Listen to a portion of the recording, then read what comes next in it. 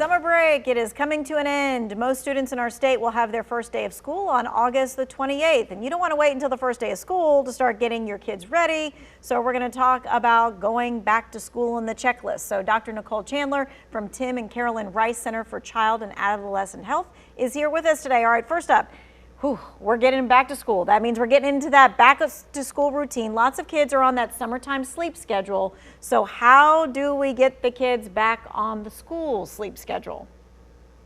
That's a great question. Yes, all of our kids right now are going to bed late and sleeping in. And I would recommend that we try to get them back on the school schedule about a week before school starts. What we don't want is for the first day of school to be the first day that we wake them up early, and then they go to school and they're exhausted all day and can't concentrate. So about 1 week before school starts, go ahead and start having them get to bed earlier and make them start waking up earlier as well. All right, and it's not like you have to make them do the whole hour earlier, but maybe just in small increments. Small increments, little by little. All right. So what are some maybe recommendations for a good night's rest, especially as the kids are kind of getting jittery that school is coming? This is something that I talk about every day when I'm talking to families. And these are actually tips that are important, not just for little kids, but for you and I as well. One of the most important things that we can do to prepare for sleep at night and to have a good night's sleep is turn off those electronics. So about an hour before we're getting ready for bed, turn off the electronics, all of them, the tablets, the TVs, the phones, because the bright light from the electronics is kind of telling our brain, oh, it's daylight, stay awake. We need to turn off the electronics just to start to get into the nighttime mode. Kids do great from having a routine. So every night having them get ready for bed, put on their pajamas, brush their teeth, and then having an hour of time where you can sit and read with your child or do something quiet and calm before bed. When they get in that routine, it's kind of like it's a safe thing, right? They may complain about it, but it's surely a safe thing for them to know.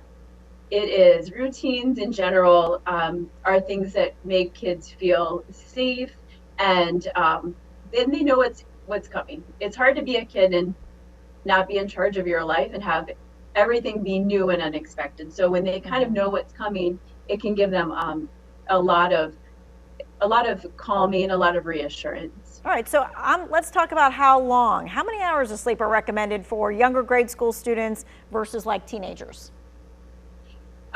More than you think, probably. Everyone always thinks of, oh, I need to get an 8-hour sleep. But remember, kids are growing. Grade school kids can need up to 12 hours of sleep at night.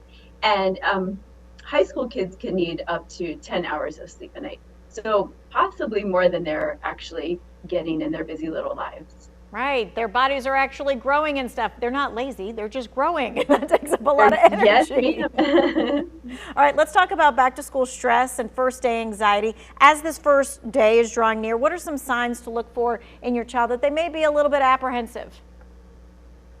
Well, some kids can tell their parents, oh, I'm feeling worried, I'm feeling stressed, but more often than not, kids just can't verbalize this and they'll show it in other ways.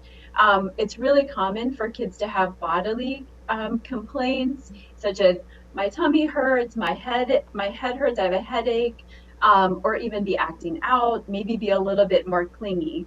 So any of these could be signs that they're feeling a little stressed, a little anxious about that first day of school. Are there some do's and don'ts that parents and caregivers should keep in mind when it comes to helping kids who may be anxious about that? Yes. In general, first remember it's really normal for kids to be a little anxious and a little excited about the first day of school.